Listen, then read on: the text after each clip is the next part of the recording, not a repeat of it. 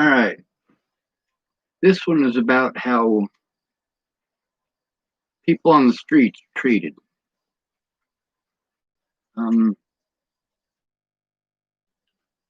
I passed out blankets in Boulder for about 7 years, and nearly that entire time I had a job.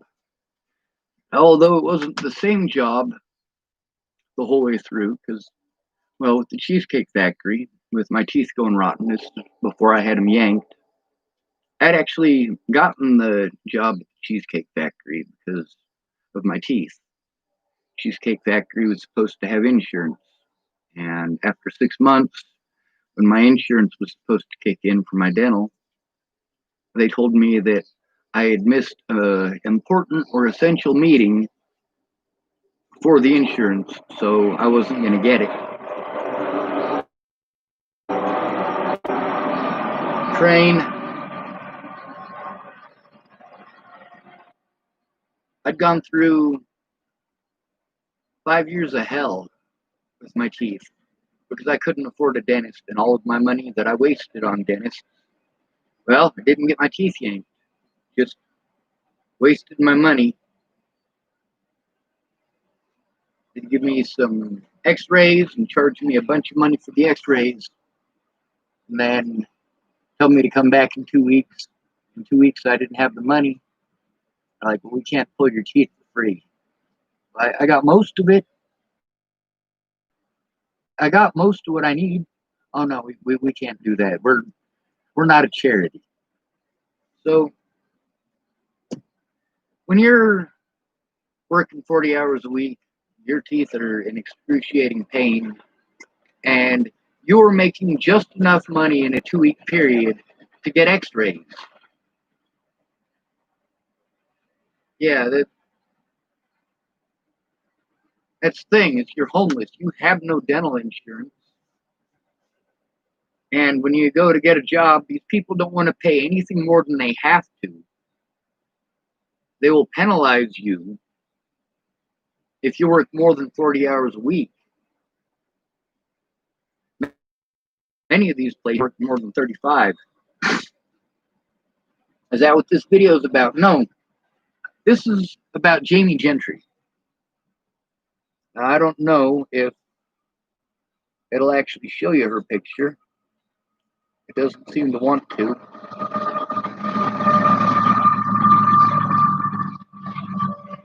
Got other pictures of her too. Now, there's a reason that I'm showing you all this woman's picture. And it has something to do with the title. Here's another picture. Let's see if I can turn it sideways. No. Jamee Gentry.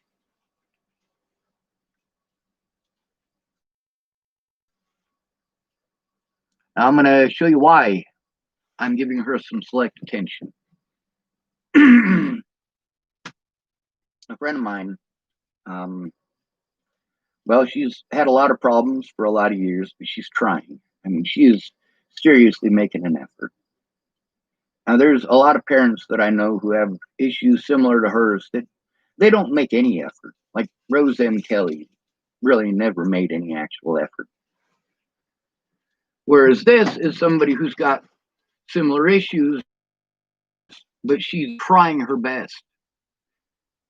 When Rose had a choice between her two daughters and an abusive man in her life, she chose the abusive man, whereas this young woman did not.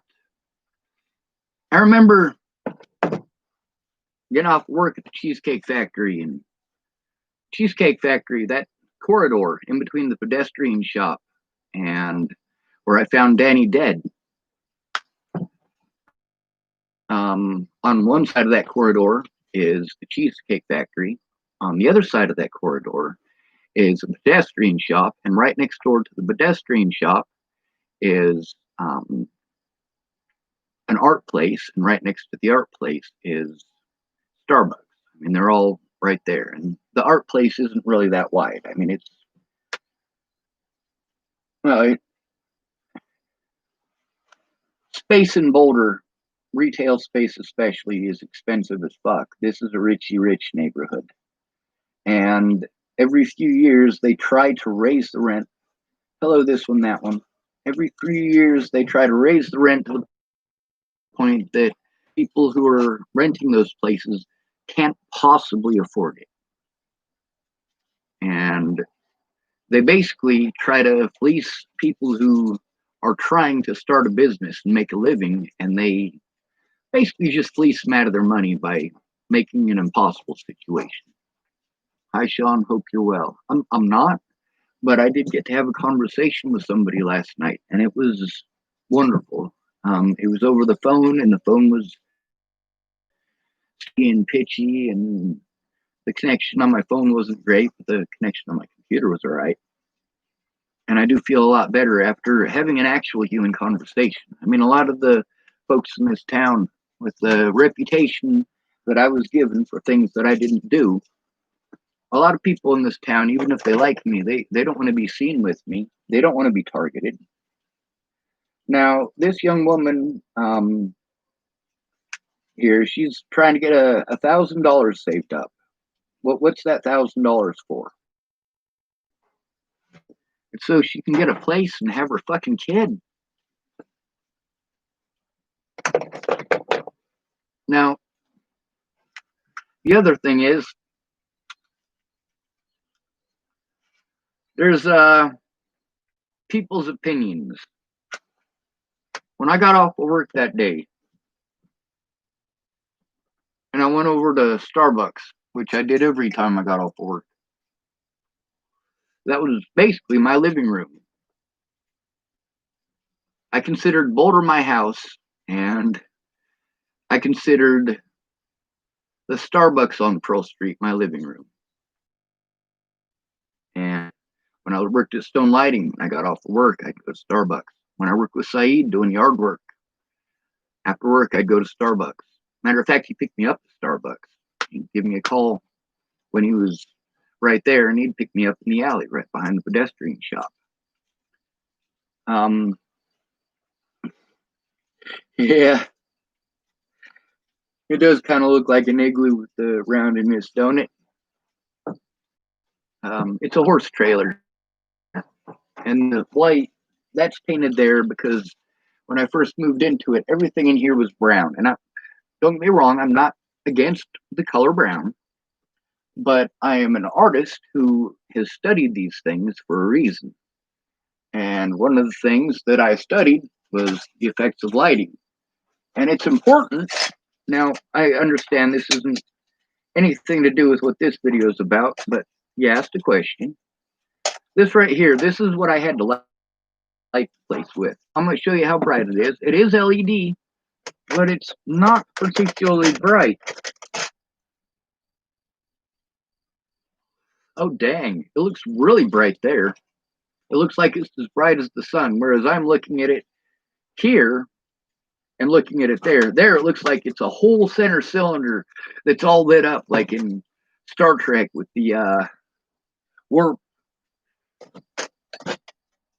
containment and all that shit. But looking at it in real life, I'm seeing 2 rows of dots. There's actually 3 rows, one on this side, but it's on the opposite side of the center pillar that all of these lights are attached to. And yeah, when it was on in here, this did not do me much good.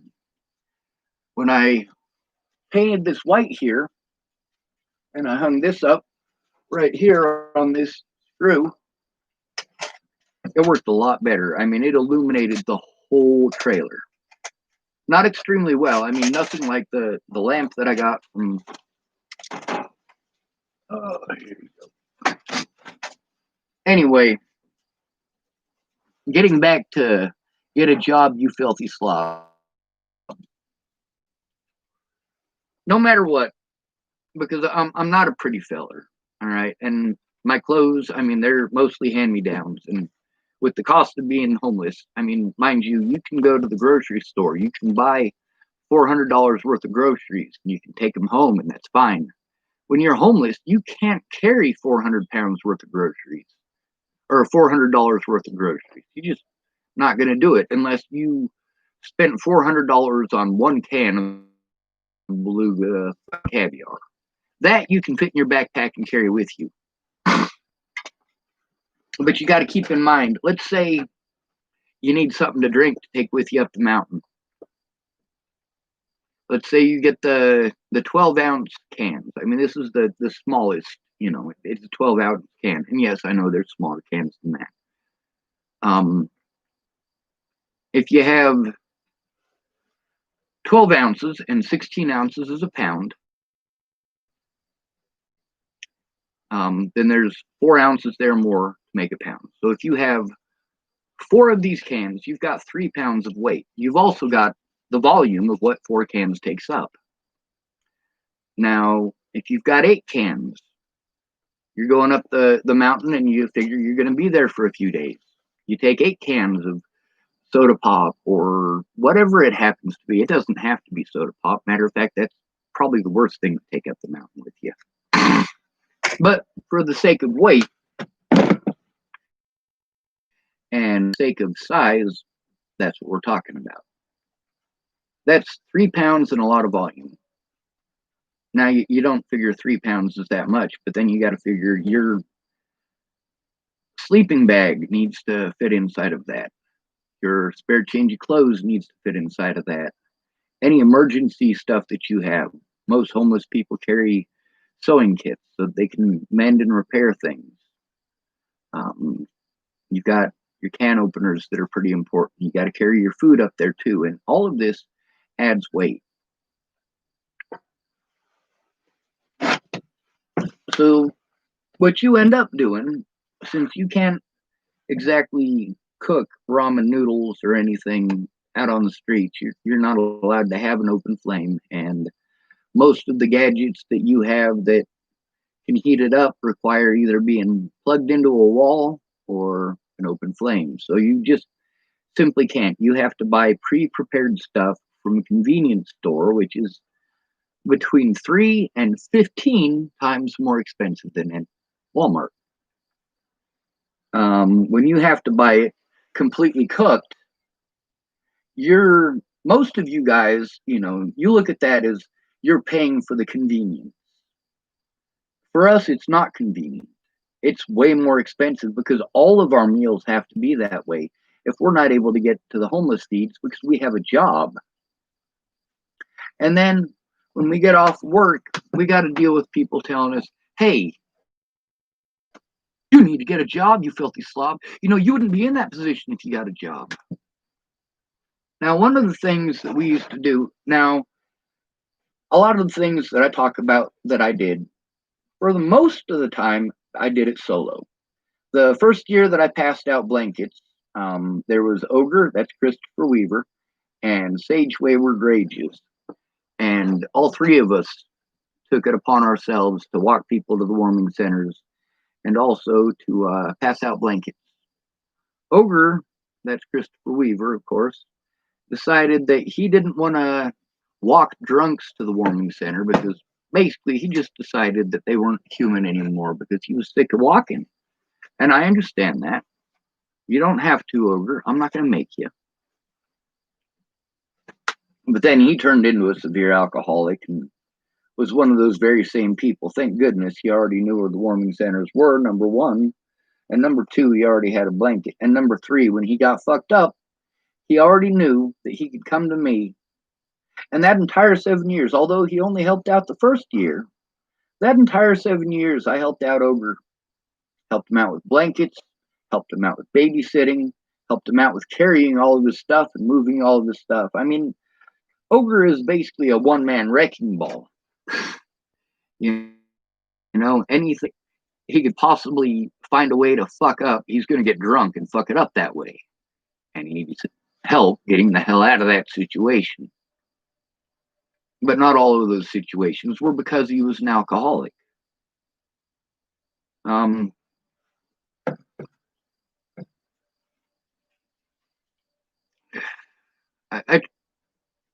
I turned 18 and I was homeless. I didn't have a driver's license or an ID. I had just the clothes on my back, literally. I didn't have an income. I didn't have any way to get a job. I didn't have the money to get an ID. Basically, all the stuff that I have you have to deal with that repeatedly when you're homeless too, because people continue to steal your stuff. Officer Steinman stole my ID on at least 2 different occasions. Wanted to see my ID because I bought something at the Shell station there, and as I was walking out, I got a phone call saying that you were in there. Blah, blah, blah. I'm like, nobody called you, Steinman. You're just asking people. Go away. I need to see your ID. You know who I am. Well, I heard you got warrants. Heard a rumor you got warrants. Dude, seriously. How many times did Officer Steinman try to pull that with me? About 30. Heard you got a warrant. Heard you got a warrant. No, dumbass, I don't have a fucking warrant.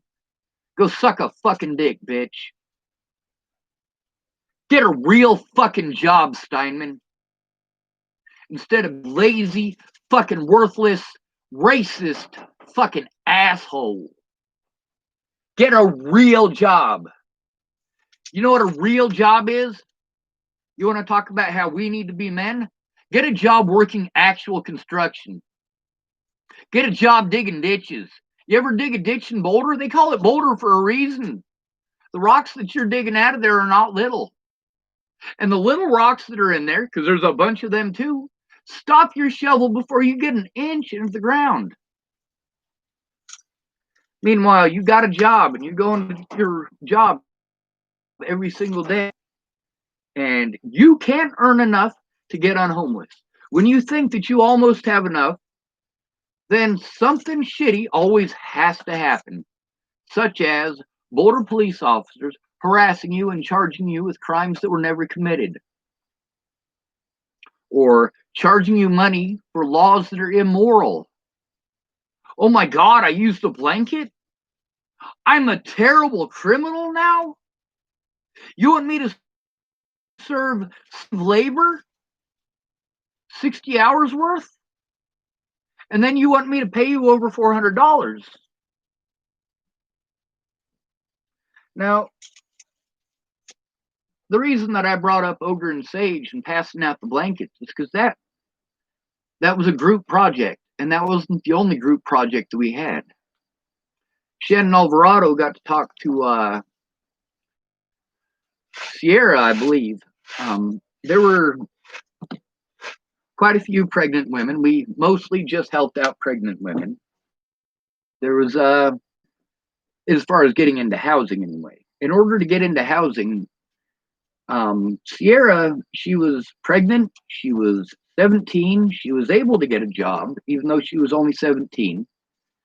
And she was going to get into an apartment, but she had to have the down payment to get into it. Meanwhile, her boyfriend, her baby's daddy, Isaac, was busy selling drugs and chasing every tail but hers. Hey, do you get the dole? Do they have a welfare safety net in America? No, they don't. No, they do not.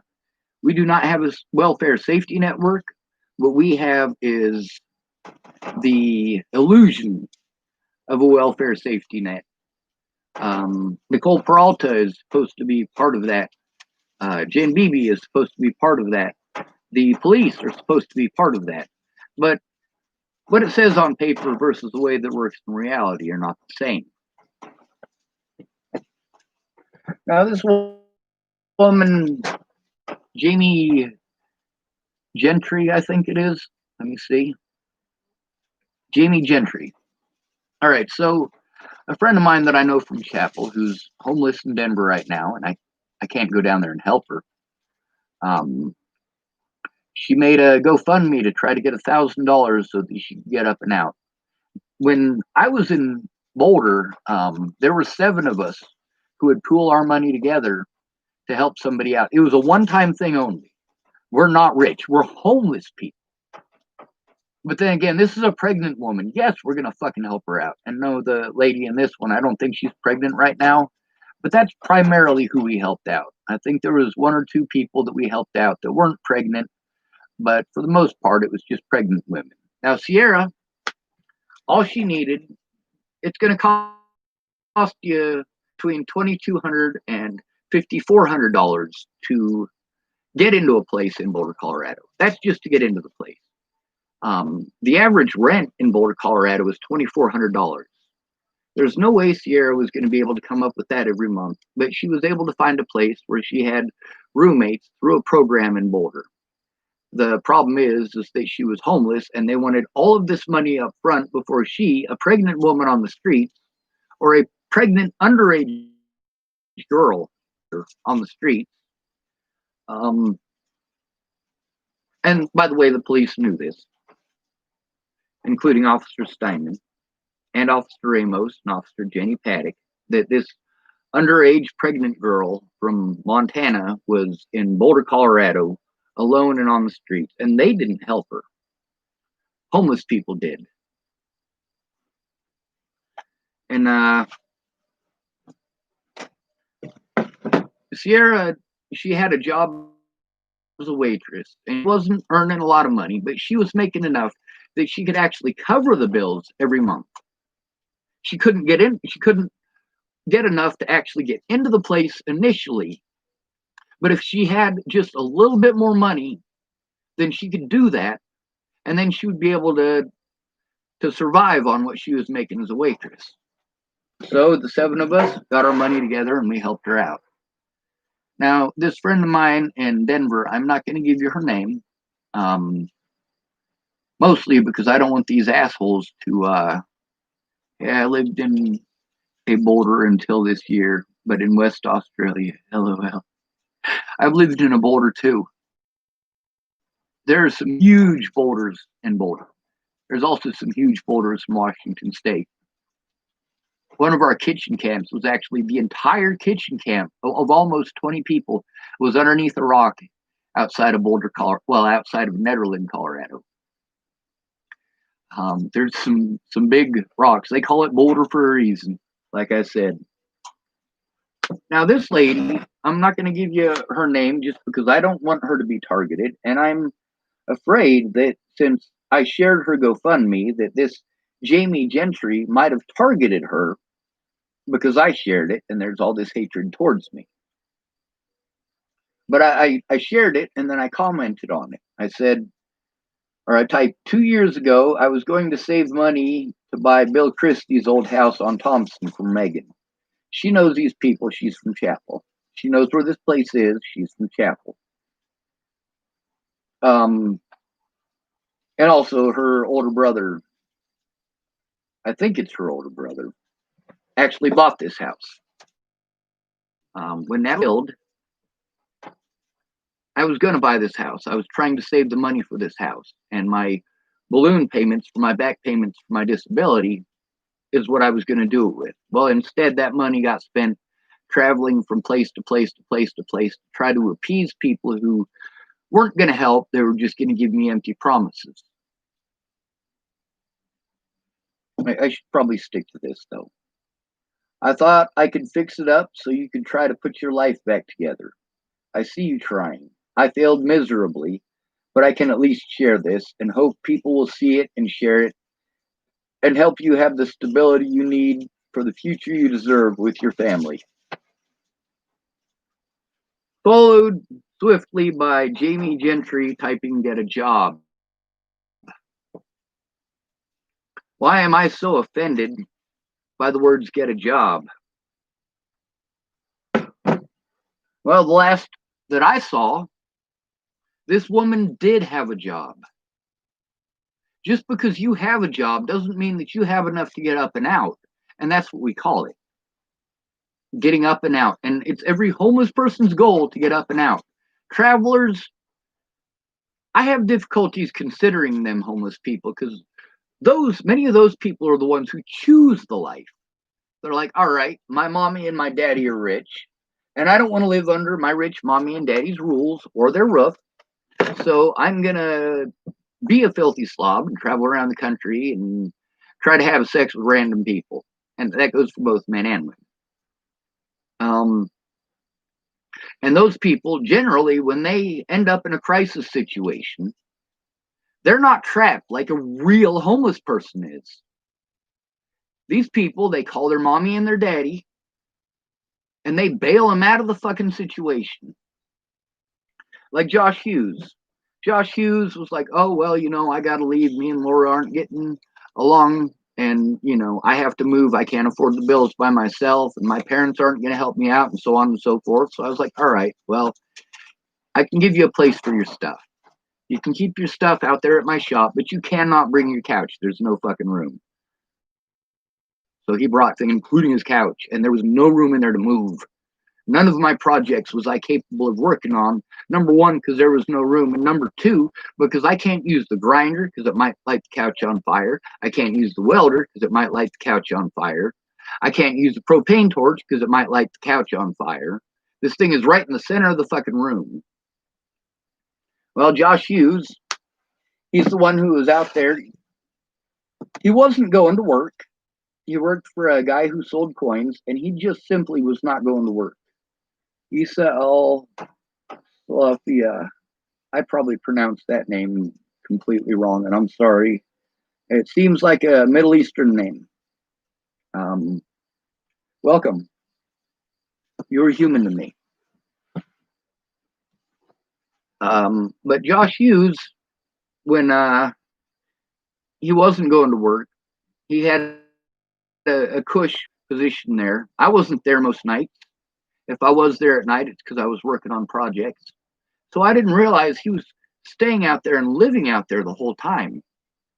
That he had the lights on all night long, and he was playing. The reason he wasn't going to work is because he was up all night playing video games.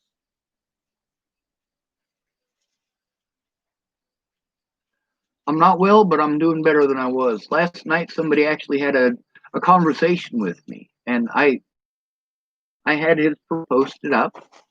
And I do feel a lot better because of that. That somebody actually took the time to have a real conversation with me and wasn't afraid to have it in public. Long story short, when Josh got us kicked out of that shop because he was up playing video games, full blast, when he's not supposed to be there, this could get me in a lot of trouble, and it could get my landlord in a lot of trouble. And matter of fact, it did. I got kicked out the day before my birthday, and I spent my birthday moving everything out of there and injured my back carrying an 800-pound gun lathe. Not carrying it, there was 6 of us, so it's not like I can actually lift 800 pounds. I'm not trying to say anything unrealistic like that. It started off as few people carrying it, and everybody dropped it but me. I had the end that you couldn't just let go of, and that has fucked me up to this day. Continued police assaults and assaults by the public have resulted in continued deterioration of my back, my legs, and of course my mental health.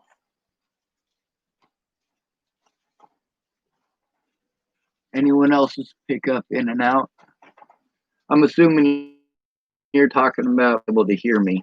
I'm sorry, this is a bad connection here. I get a much better connection up there at low income when it'll connect. I'll get a full 5 bars of connection on my computer when it connects. But the thing is, people think telling us to get a job is going to fix all of our problems. When you have to come up with $3,600 to get into a place in Boulder, that's to get started, and you're only going to have to pay, let's say, $1,000 a month after that, right? Now, this is just guesstimation of numbers. It's not what the actual numbers are.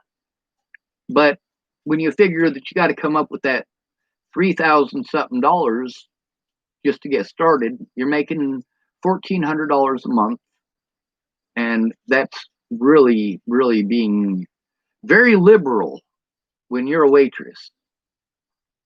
$1,400 a month as a waitress, especially in Boulder, Colorado. You might think because it's a richy rich neighborhood that they tip more. No, they don't. Rich people don't tip for shit. It's poor people who've been there that tip. And most of them, they're living in Boulder. They're paying too much money for rent. They're not going to go out to eat very often because it's too expensive. Now, she's got this job, right?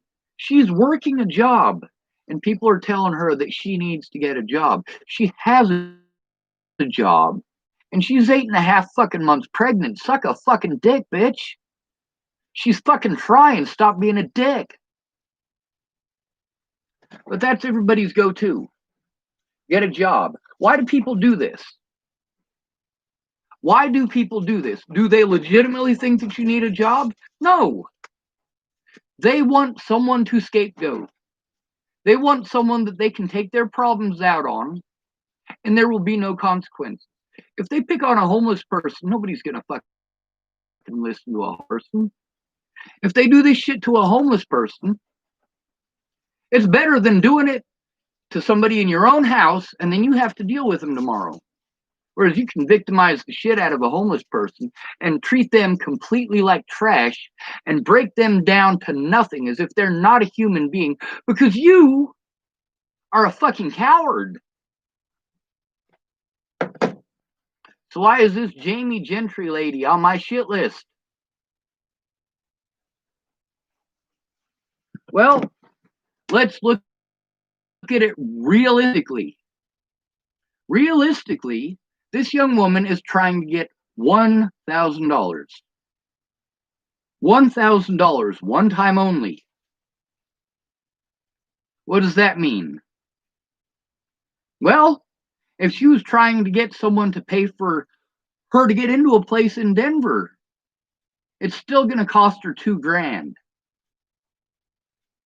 Which means that what she's doing right now, being as there's 13 days left on her GoFundMe, is that she is trying to get that extra $1,000 by the time she gets her paycheck so that she can put that $1,000 with her paycheck and get into a place. Now that has to happen within a couple of days of each other because being homeless is fucking expensive. And the longer that she is out there, the more money that she has to spend for expensive fast food. Now, sure, you can go to the McDonald's menu, and that's sure a great idea. You're not getting a lot of nutrients out of it, but at least it's the dollar menu. And many of us have lived off of the dollar menu for months or even years at a time. However, every part of homelessness is expensive. Going to the bathroom costs you money because you have to buy something in order to use the bathroom. And if it's the Shell station that's across the street from the Boulder bus station there, they will tell you that you can't use the bathroom unless you buy something. And as a homeless person, with your $4 or $5 that you might have, you might only have $1 or $2. And they don't have anything in that store for less than $1. So you spend all of the money that you have in order to purchase something so you can use the bathroom. And it is after you purchase something that they tell you the bathroom is for employees only. And then you get to see how people drive up in their cars and get gasoline and they go in and they get to use the bathroom. Moral of the story, don't go to fucking Texaco in Boulder. Don't do it. Boycott the fuck out of that place. Very specifically, I should probably tell you something about Boulder here. When I moved to Boulder, there's the high school, and within 100 feet of the high school property, there is a gun store and a porno shop. And just 50 to 100 feet from that is a liquor mart. That's Boulder for you. This is what these kids got to walk by every day. In between the Pearl Street Mall, where many of them hang out after school, and the school is all three of these places, and the Shell station, and the bus station. Now, this young woman who has this GoFundMe that she's trying to start, obviously, she has a job, or she would be asking for more. And that's not a joke. 13 days left on it. 13 days left to try to get $1,000 so that she can get up and out. That's not easy. When we helped out Sierra, it was right around that much, and it took 7 homeless people 3 weeks to get that money. thank goodness we had already had the idea and started on getting the money in the hopes that Sierra was going to get a place, because it took her a few weeks and she'd already been going through a lot of this stuff for several months beforehand. And when we were at the point where we were fairly sure that she was gonna get into a place, but she was gonna need the money, we started saving up.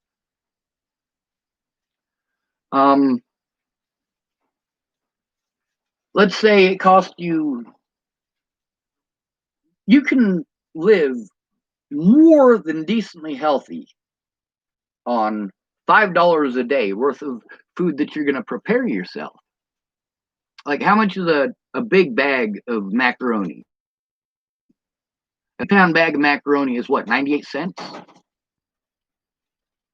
Well, I guess that might depend on where you're at and whether or not you're getting the cheap stuff. But yeah, about 98 cents for 3 pounds of macaroni. Whereas if you want to go down to the corner store and get a thing of macaroni, you're getting a little container like this that you have to use in their microwave because you don't have a place to cook it. It's only this tall. There's not 3 pounds of macaroni in it. And that 3 pounds of macaroni that you're buying in a bag, that's 3 pounds of dried macaroni. That's 3 pounds dry. There's no water in it.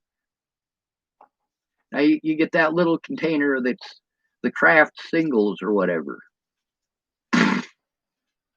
And those things are nasty, by the way.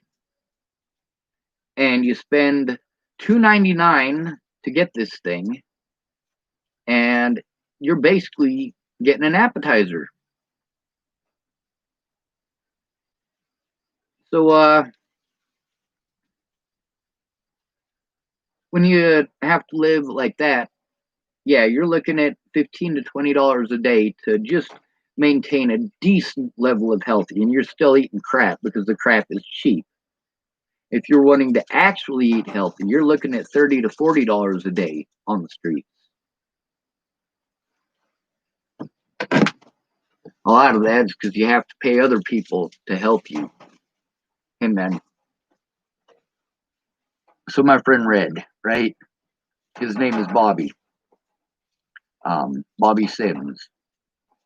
Comes up to me one day and he says, "Hey, Sean, I was able to get some steaks, and we're gonna have a fucking steak feed down here at Ebony G. You down?" I'm like, "Oh, hell yeah, steak. I love steak." He's like, "All right, well, I need you to keep watch. If you see the cops, you let us know." And sure enough, we got to eat our steaks. When we saw the cops coming, well, we ran scrimmage. What does scrimmage mean? It means that one of those people that really like to harass, like, for example, if running scrimmage with Officer Steinman, the person that you're going to send is Monkey. That's Michael Pennington. Why is that? Because Steinman hates Monkey. Steinman goes out of his way daily, upon occasion, breaking the law so that he can make Monkey feel bad, so that he can lock Monkey up for things that Monkey didn't do. Officer Steinman's a world-class piece of shit.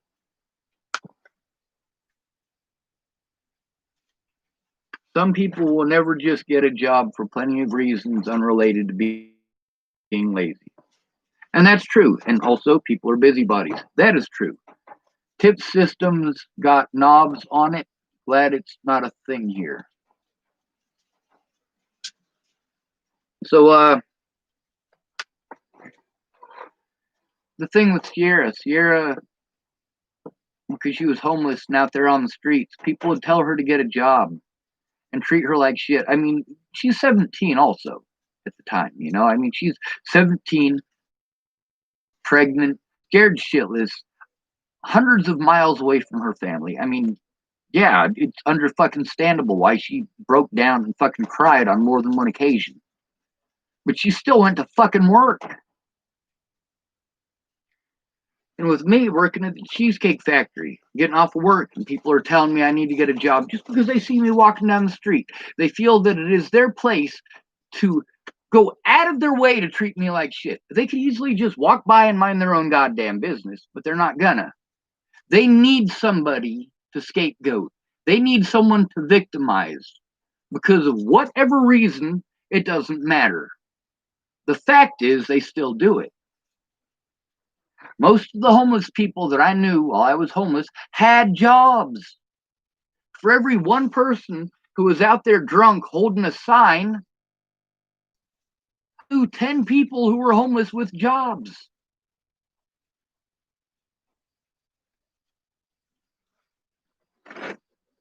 So your assumptions don't fit the reality of the situation. And you already know that. You already know that you're going out of your way to treat somebody like shit that has never done you any wrong just because you feel the need to take it out on someone. Whatever it is. Be it your dad raping you, or your boyfriend yelling at you, or your girlfriend kicking you out of the house, husband taking off with the kids. Whatever it is. Just go take it out on the homeless people. It's fine. Nobody cares. I mean, it's not like you're going after black people, for Christ's sake. If you were going after black people, sure, everybody would go, hey, that is fucked up. Well, half of everybody would say that's fucked up, and the other half would say you probably deserved it. Well, when you're homeless, it's just a matter of we don't care. And the people who care are the ones who are only caring because they want to take it out on somebody and get away with it. Or there are other homeless people who know the situation. To Jamie, let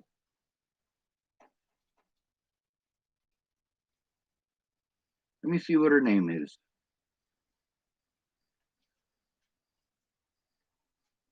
Jamee Gentry.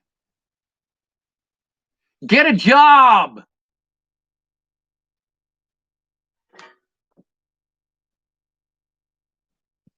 I bet you never had to live homeless, Jamee Gentry. I bet you when you were growing up, your mommy and daddy bought you a vehicle. I bet you while you were growing up, you got to live in a house and you didn't have to pay rent at 15 years old. I bet you that you didn't have to go get a job to make sure that your brother and sister had food. I bet you when you turned in, you had a driver's license and a vehicle. Because obviously, due to the get a job comment, you have no fucking clue. Jamee Gentry, get a job, you filthy slob. Jamee Gentry, just because you have a roof over your head and did not have to work that goddamn hard for it, obviously, that doesn't mean that this young woman who made this GoFundMe out of desperation. Now, I know this woman, she has pride. She doesn't want to ask for help. She is of the same mentality that I was raised with. Get a job, man up, don't ask for help. Yes, this young woman was raised to be a man. That's part of the reason that I like her so goddamn much. Despite the things that she's fucked up, and, well, that's life. I mean, look at how many times I've fucked up just in the last 2 years. Albeit it was out of desperation, so is she. She wants to see her child. She wants her child back. She doesn't get to have her child because she's homeless. Her child is in the system because she's homeless. That's not fucking okay.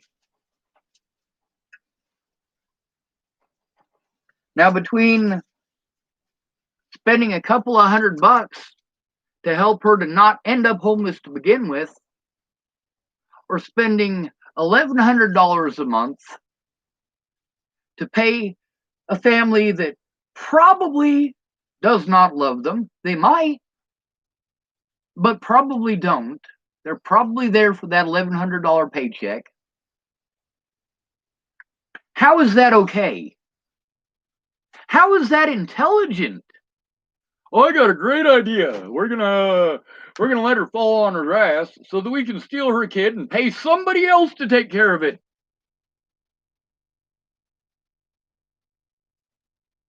That's not fucking okay.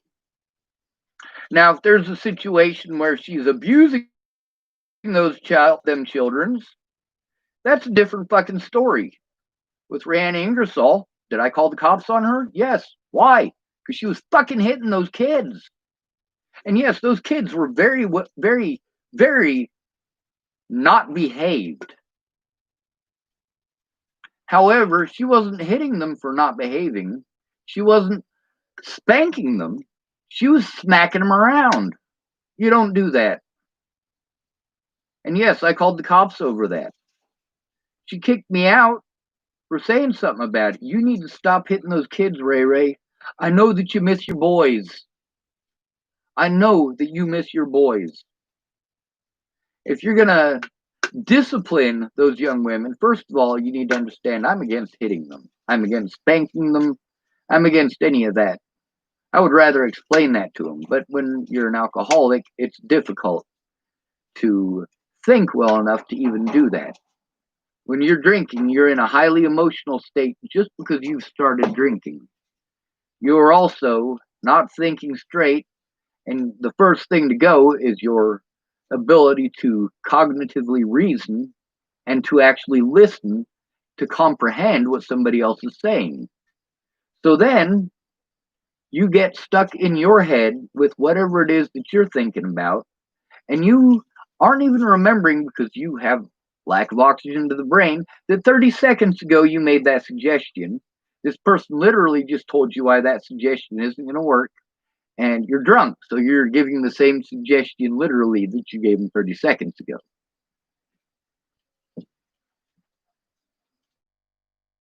Duh. Now, I know a lot of homeless women on the streets who don't do drugs and don't do alcohol and have jobs, and they're still out there on the streets. They're not lucky enough to be Shannon Alvarado. Shannon Alvarado, she lives in Sherman Oaks, California. The average cost of a house in her neighborhood is $2.7 million. The house isn't actually hers, it's her dad's. And Shannon is an alcoholic. She does get to have her children. She is verbally abusive every single night. It does affect her children and everybody else around her.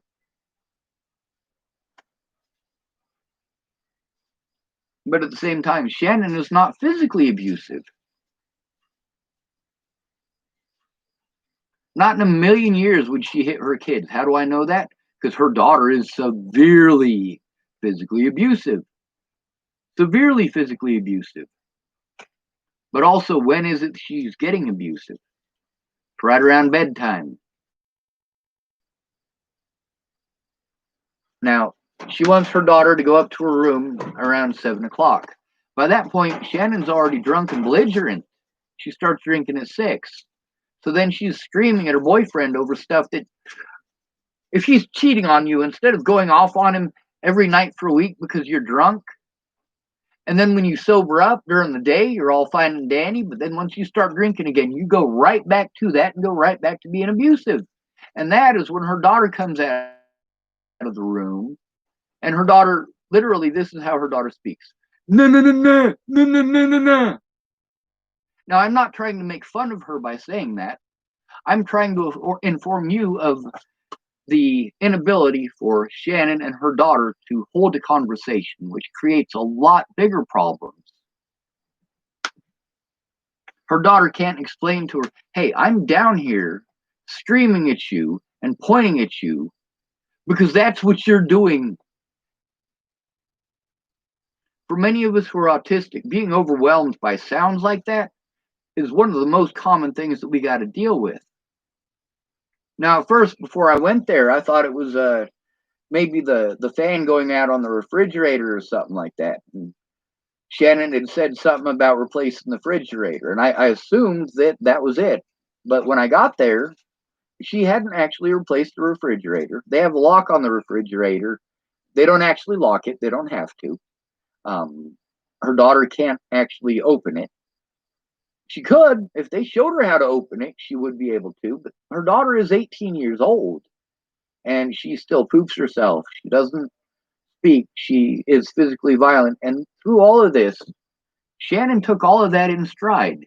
Even when she's drunk, so drunk that she's got the one eye doing this thing, and it's trailing off this way, and it's doing the little micro fucking. You know when people get that fucking drunk.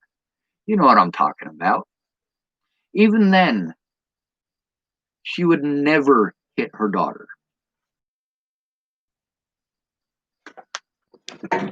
But at the same time, she has what she has because it was already there. She didn't have to earn it starting from the ground up. She had a jumping point to start her life. Kind of like when you have a vehicle and a job and an ID all at 18. Three things that I didn't have. Without the ID, you're not going to get a job.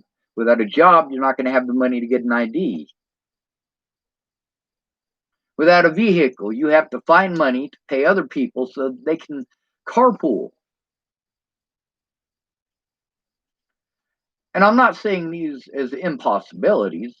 It's not an impossibility for me to find somebody here. If I was to find a job in Sydney, Nebraska, 27 miles away, that I was actually able to do, it would be extremely difficult for me to find a carpool, especially with all the slander and the not being allowed to defend myself in court or show evidence. That railroading that I took in courts is the main source of a good portion of the harassment continuing.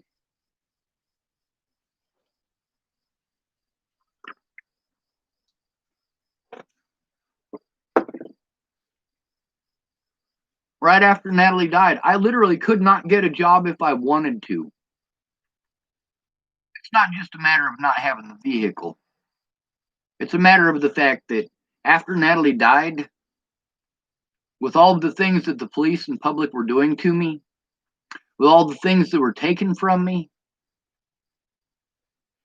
and with all of these things that I had to jump through, all of these hoops, because I didn't just have to go to court. I also had to go see my public pretender who didn't show up most of the time.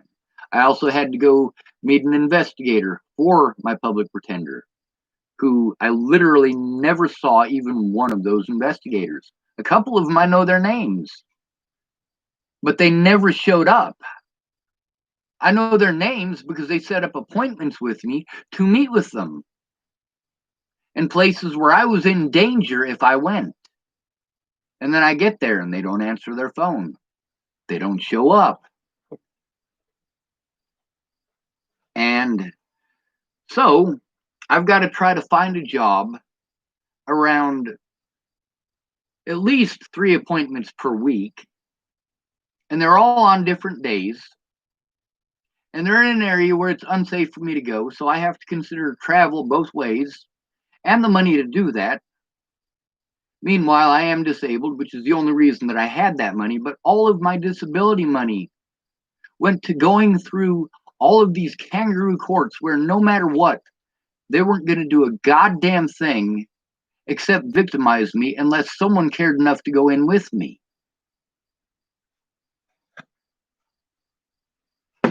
Get a job, get a job, get a job. I mean, Peaches, here's a woman who's got kids and she goes to work every day and she does her job with a fucked up back. Not as fucked up as mine, and she was actually able to have surgery. She had her surgery the day before Natalie disappeared. We were going to sit down and try to work this shit out. Finally, after an entire year of trying to get help, me and Peaches were literally going to sit down and work on that right after dinner. And I pulled out the pan, and I pulled out the chorizo, And I got a phone call from Broomfield asking where Natalie was. It was the police. I had no fucking clue. I had been dreading that phone call for over a year, and I fucking hit the floor like a ton of bricks.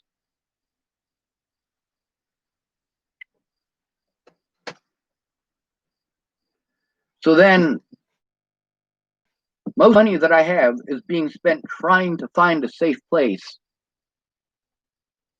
Except I couldn't spend that money on trying to find a safe place. Why? Because it all got wasted. I'm going to kangaroo courts, talking to public pretenders who didn't show up, and instigators, not investigators. These are instigators. If you don't show up to a situation this dire, you are instigating the situation by not doing your job. You're creating a more stressful situation for somebody who is innocent. And the assumption with a homeless person is that they're guilty until proven innocent. That's just the way that it is.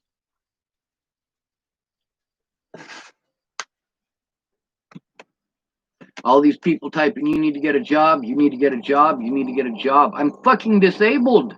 I'm overwhelmed. I'm going through hell. I have to jump through all of these hoops. Train!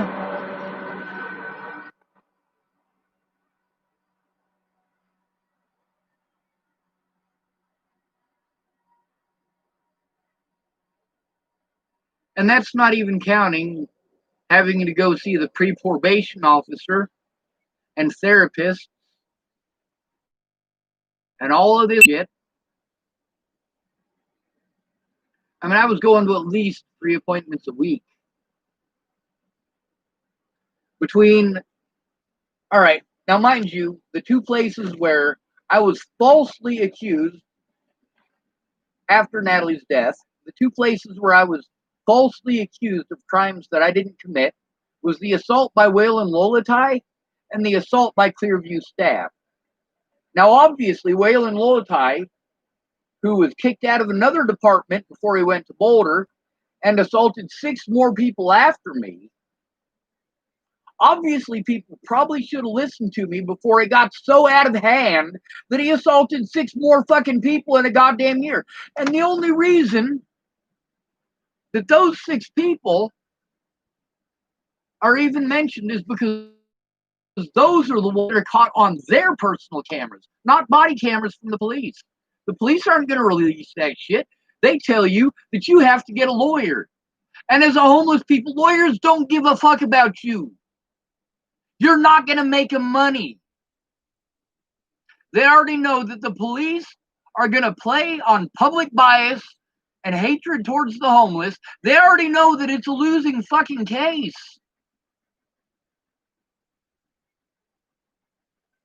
But if you're black, they can run it on the race card. You notice I said the race card. Like playing cards. They had to play the race card.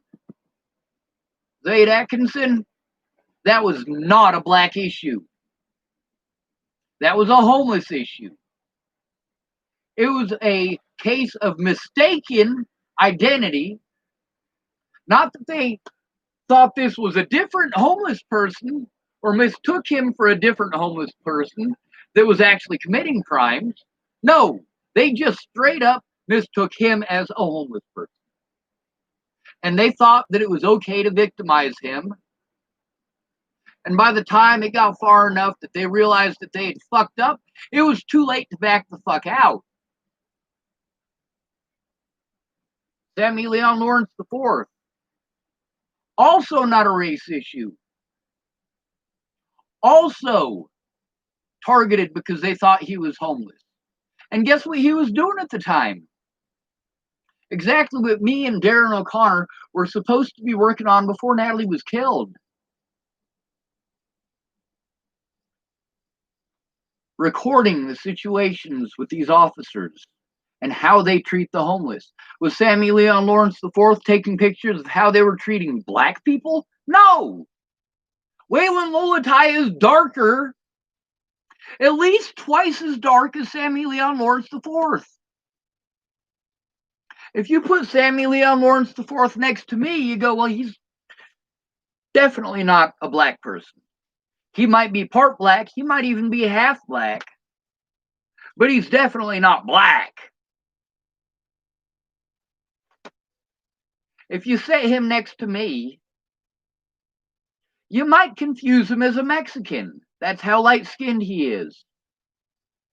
The officer, Waylon Lolatai, who assaulted both of us, is darker than that. Are you going to say that this black officer assaulted a half-black person because he's racist against black people?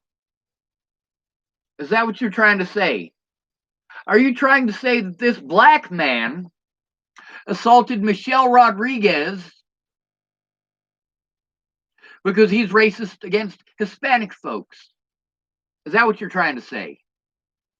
Are you trying to say that the 4 white people that he assaulted must have deserved it because they're not black, so obviously he couldn't be racially profiling? Is that what you're trying to say?